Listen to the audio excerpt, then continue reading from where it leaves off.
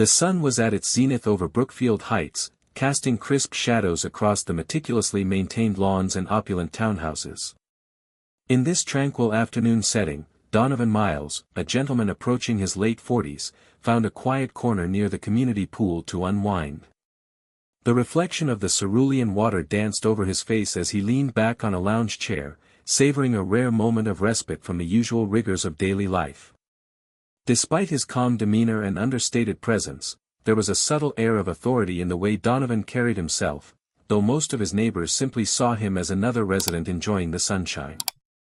Located on the outskirts of Willow Glen, Brookfield Heights was known for its high property values and even higher sense of exclusivity. Many who lived there prided themselves on the neighborhood's pristine image. Donovan, however, saw it less as a place to flaunt status and more as a haven of serenity. Having moved there a few years prior, he had grown accustomed to the leisurely rhythm of poolside afternoons and walks through manicured gardens. The hush that lay over the community at midday was something he'd come to cherish. As he reclined by the pool, Donovan couldn't help but notice the swaying palm trees that fringed the sparkling water. Their fronds rustled softly in the gentle breeze, a soothing counterpoint to the occasional splash from children playing at the far end of the enclosure. He allowed himself a moment to relish the warmth against his skin, a simple pleasure that reminded him that life wasn't always defined by deadlines or responsibilities. In the midst of this peaceful reverie, a faint sense of curiosity tugged at him. He had noticed a few unfamiliar faces around the pool earlier, newcomers to Brookfield Heights, no doubt.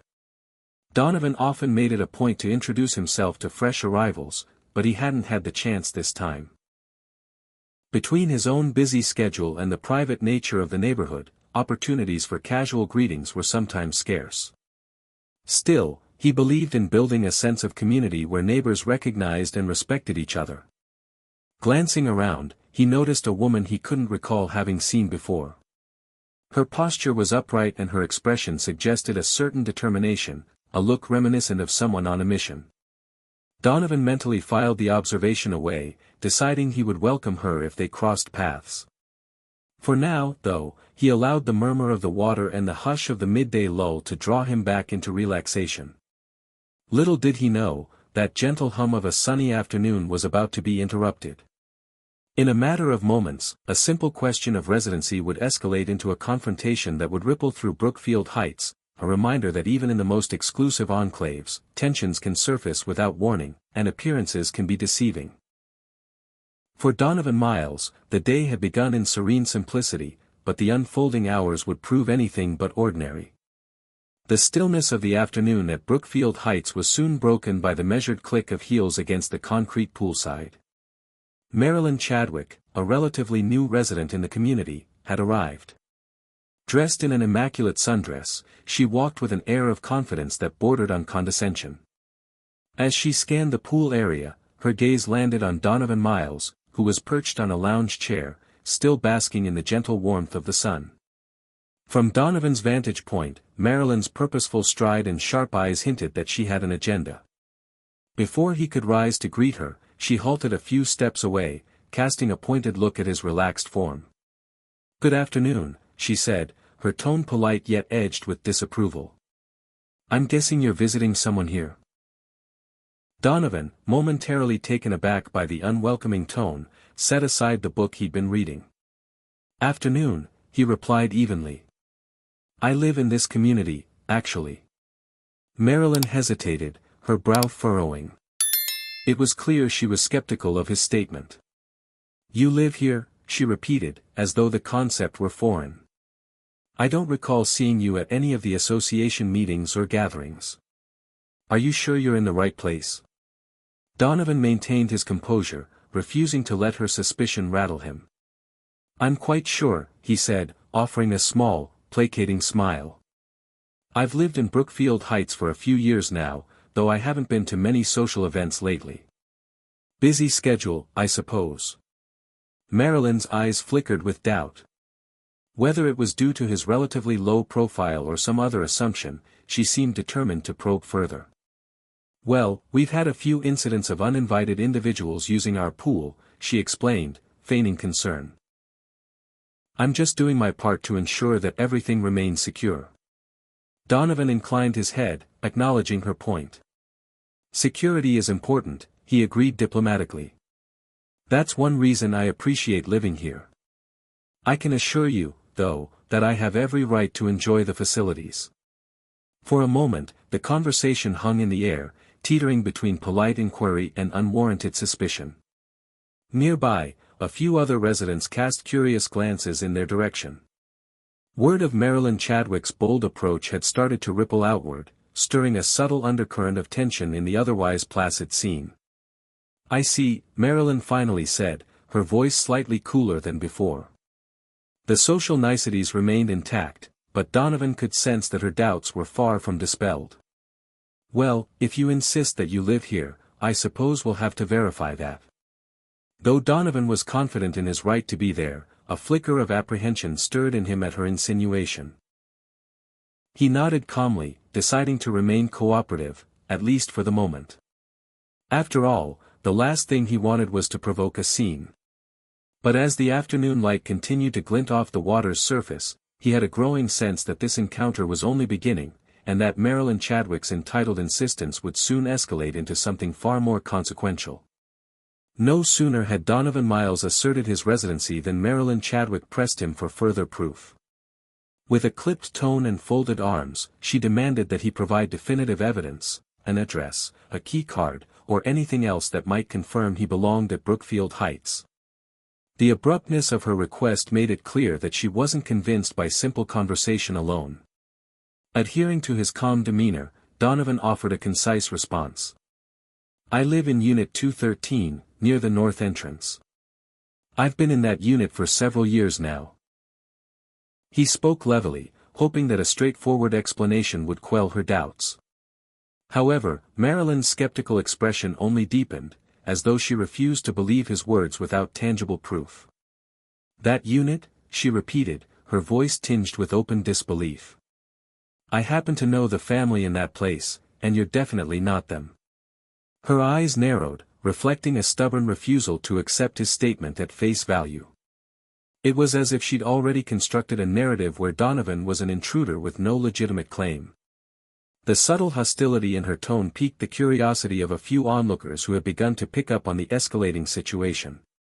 Some shifted uncomfortably in their lounge chairs, while others edged a bit closer, their expression sympathetic toward Donovan. In the hush that followed, the tension between him and Marilyn grew more palpable. Donovan sensed that she wasn't just questioning him, she was challenging his very presence in the community. I appreciate your concern for security, Donovan said, choosing his words carefully. But I assure you, the details you have about Unit 213 might be out of date. People come and go here, and property changes hands. Marilyn pursed her lips, clearly unsatisfied with the explanation. If that's the case, you should have a resident pass, or at least some identification to show me. The demand came across more like an order than a request, feeding the uneasy atmosphere around them. Nearby residents exchanged glances. Some looked irritated by Marilyn's approach, while others seemed uncertain, unsure how to intervene in a dispute that was quickly spiraling out of control. Donovan made eye contact with a neighbor he recognized, a brief moment of silent support passing between them, but neither said a word. Perhaps they, too, felt that offering assistance might only inflame the confrontation. Taking a measured breath, Donovan decided to stand his ground with quiet determination. I've provided my address, and I'm well within my rights to use the pool, he said, letting a hint of firmness undercut his otherwise polite tone. If you insist on verification, perhaps we can speak with the management office. They have records of every resident. The mild suggestion did little to calm Marilyn, who stiffened, her displeasure evident. I'm going to call security, she declared, her voice sharp enough to cut through the murmurs of the onlooking residents. In that instant, Donovan realized that what had begun as a simple statement of his address had transformed into a confrontation that threatened to overshadow the entire afternoon at Brookfield Heights, a confrontation that would soon bring more attention, and more revelations, than anyone there expected. With tension coiling around them like a drawn bowstring, Marilyn Chadwick wasted no time in following through on her vow. She stepped aside, phone in hand, and dialed the community's security hotline. From his spot near the shimmering pool waters, Donovan Miles watched with a mix of disbelief and resignation. It was clear that any shred of neighborly courtesy had dissolved, replaced by Marilyn's determination to paint him as an unwelcome intruder. As she spoke curtly into the phone, Marilyn's words echoed across the tranquil surroundings of Brookfield Heights. "Yes, I need security at the pool area immediately. There's someone here who doesn't belong, he's trespassing and lying about where he lives." Her voice rose enough for nearby residents to hear, drawing even more onlookers as curious neighbors began inching closer. In the uneasy hush that followed, Donovan took a moment to center himself. He was no stranger to tense situations. Though most of his neighbors only saw him as a quiet presence at community gatherings, few were aware of the challenges he navigated daily. The faint lines at the corners of his eyes and the subtle confidence in his stance hinted at someone who had learned to remain calm under pressure. Yet, even his composure was tested by the accusatory glare in Marilyn's eyes. It wasn't long before a security officer arrived, a uniformed man who strode into the pool area with the practiced air of someone used to resolving petty disputes. Spotting Marilyn's raised hand, he approached the pair, his expression a blend of professionalism and curiosity. Before the officer could speak, Marilyn launched into her version of events. "I'm telling you, officer, this man is lying about being a resident in Unit 213. I've seen the occupant of that unit, and he's definitely not it." Donovan stepped forward, documents discreetly clutched in his hand. "I'm Donovan Miles," he began in a steady voice, "and I do live here. If we need verification, I have my ID and any other proof you might require." The security officer took in the exchange with a measured gaze. However, before he could properly review Donovan's paperwork, recognition dawned on his features. His eyes lit up with a mixture of familiarity and respect. "Mr. Miles," he said, his tone shifting, "I didn't realize it was you, sir." The officer nodded apologetically, tipping his cap slightly as though acknowledging someone of higher standing. Marilyn blinked, momentarily disarmed. Her sharp demeanor faltered as the officer turned to her with a faintly admonishing look. "I know Mr. Miles from the board meetings," the officer explained, then shot Donovan a slight smile. "He's also the chief of the Willow Glen Public Safety Office, and he's been instrumental in coordinating our new community-wide security initiatives." A ripple of surprise moved through the crowd of onlookers. The mention of Donovan's role as the city's top public safety official cast the entire confrontation in a new light. Marilyn's posture changed from aggressive to defensive in seconds, her cheeks flushing with the realization of what she'd done. Sensing the shift, Donovan calmly produced a slim wallet from his back pocket and flashed a badge, confirming the officer's statement. Murmurs spread among neighbors who had once watched the spectacle with a mixture of curiosity and discomfort. Throughout the entire scene, Donovan maintained his unflappable composure. "Yes," he addressed the small gathering, "I've been involved in improving our neighborhood's safety measures.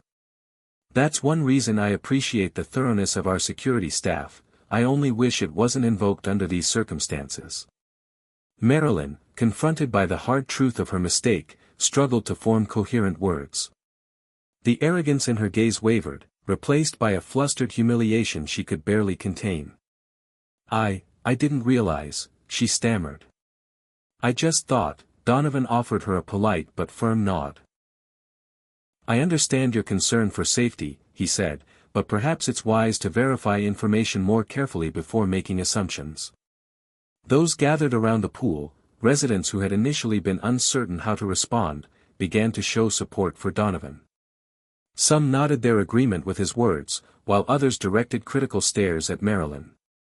The officer, recognizing that the tension had largely diffused, stepped aside, allowing the conversation to continue without his immediate intervention. Slowly, with an air of defeat, Marilyn lowered her gaze. She realized that her attempts to cast Donovan as a trespasser had backfired spectacularly. The hush that fell over the crowd was finally broken by her muttered apology. "I'm sorry for the misunderstanding, I only wanted to keep the neighborhood safe." Nodding in acknowledgement, Donovan accepted her words without malice. "It's all right," he said simply, though the undertone of disappointment in his voice was clear. In that moment, the day's drama drew to a quiet close, leaving in its wake an unmistakable lesson about presumptions and the importance of community understanding. The bright afternoon sun still glinted off the water, but the mood around the pool had shifted, a subtle, lasting reminder that outward appearances can often mask deeper truths, even in the peaceful confines of Brookfield Heights. After the heated confrontation at the pool, news of the incident involving Donovan Miles and Marilyn Chadwick spread quickly through the tranquil enclave of Brookfield Heights. Gossip and speculation began to ripple across social gatherings and online message boards, where neighbors debated the line between vigilance and prejudice. Though the poolside drama had ended, its echoes lingered, prompting a wave of conversations about the assumptions people make when they see someone who doesn't fit their preconceived notions. Despite the initial tension, Donovan carried on with his daily routine. Being chief of the Willow Glen Public Safety Office meant long hours and significant responsibilities, but it also gave him a perspective on the complexities of human behavior, how fear, miscommunication, and bias can intersect to produce fraught situations. If anything, the incident reaffirmed his commitment to building better relationships between citizens and the institutions meant to protect them. Still, the memory of the confrontation at the pool weighed on his mind. Meanwhile, Marilyn Chadwick found herself in an uncomfortable position of her own making.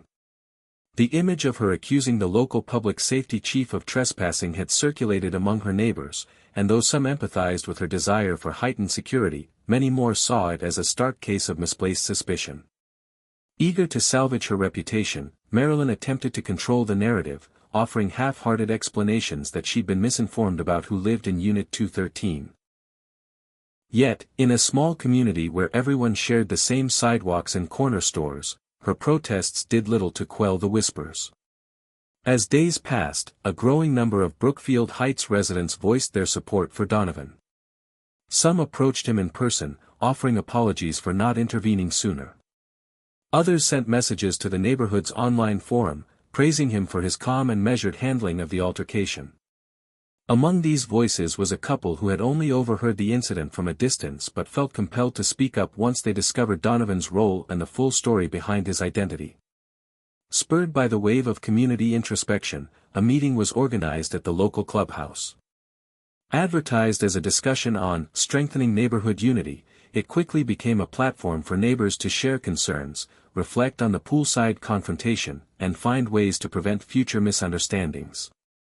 Donovan, though initially hesitant to attend, preferring to keep a low profile, was encouraged by several residents who valued his insights, both as a homeowner and a public safety leader. Reluctantly, he agreed to speak, realizing that if anything good could come from the ordeal, it might be a more cohesive community. The night of the meeting, the clubhouse buzzed with subdued energy. Rows of chairs faced a small podium, and the walls were decorated with welcoming posters about fostering harmony. A hush fell when Donovan rose to speak. He didn't dwell on the personal slight he had experienced, instead, he used the moment to address the broader implications of making unfounded assumptions. "We all want to feel safe," he began, his voice calm and resonant. "But fear should never overshadow our capacity for neighborliness and empathy." Marilyn, seated near the back of the room, listened with a mixture of embarrassment and begrudging admiration. Though she had privately considered avoiding the gathering, a friend had persuaded her that showing up was the first step toward making amends. As Donovan spoke about the intersection of privacy, security, and human decency, she recognized in his words the qualities she had lacked that day by the pool: patience, respect, and understanding. When the floor opened to questions, a lively exchange ensued.